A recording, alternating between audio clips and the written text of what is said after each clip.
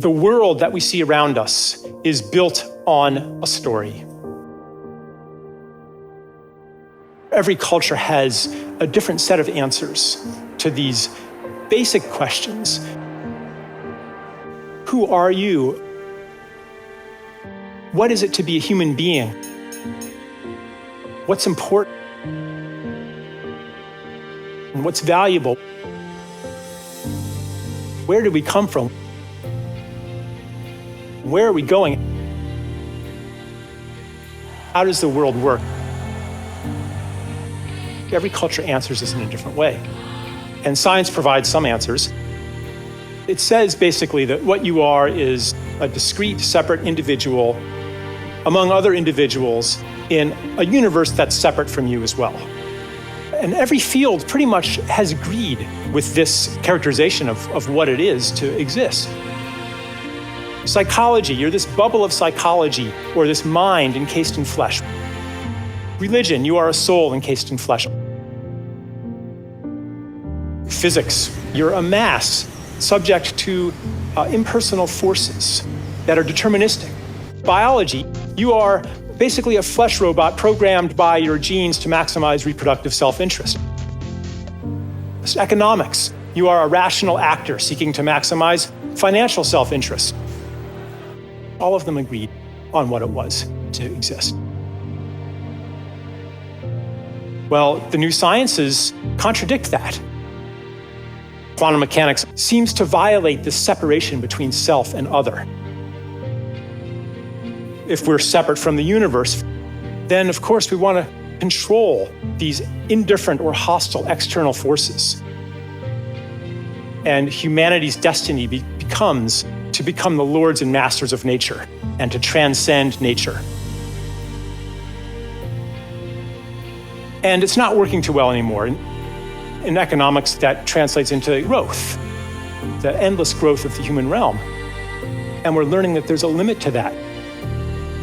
We're learning that everything we do to this world, we're doing on some level to ourselves.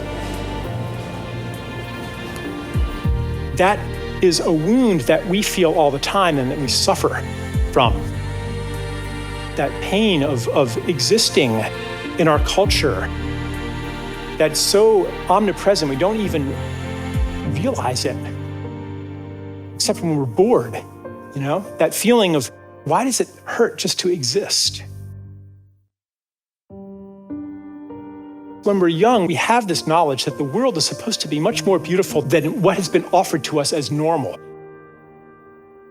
We understand that. But that expectation gets betrayed again and again and again, and to protect it, we develop cynicism. As our ecosystems fall apart, as our political system falls apart, as our educational system and healthcare system falls apart, things aren't working so well anymore, and it's a lot harder to fully believe in our stories.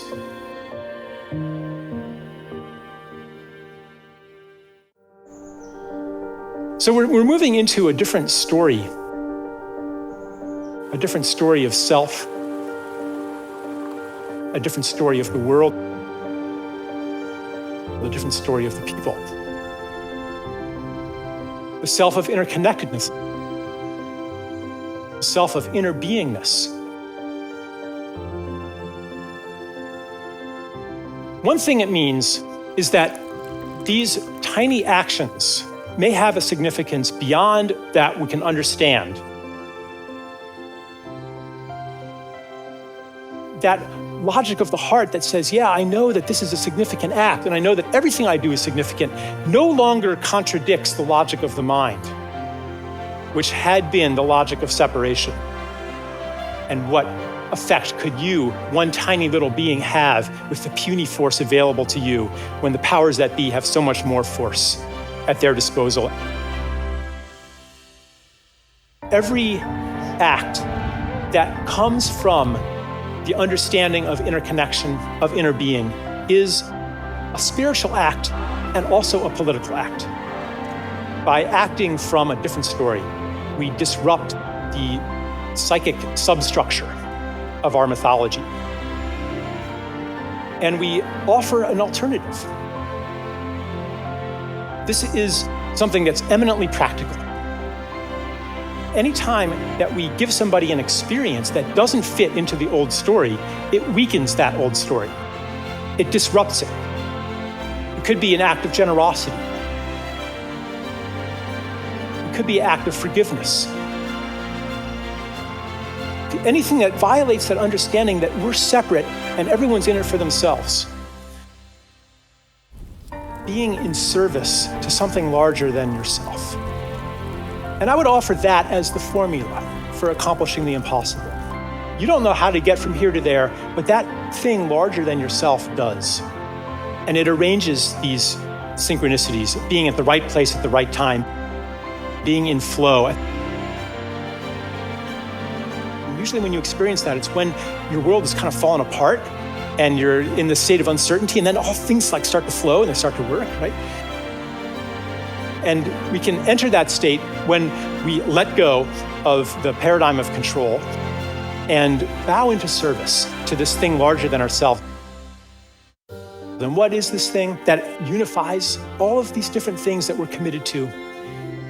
Let's call it the more beautiful world our heart knows is possible. And as you go about your life, in fact, right now, feel that part of you that knows that you are here in service. And ask yourself if you're ready to bow more deeply into that service. If you do it, I predict that you will experience an unexpected opportunity to act on that intention.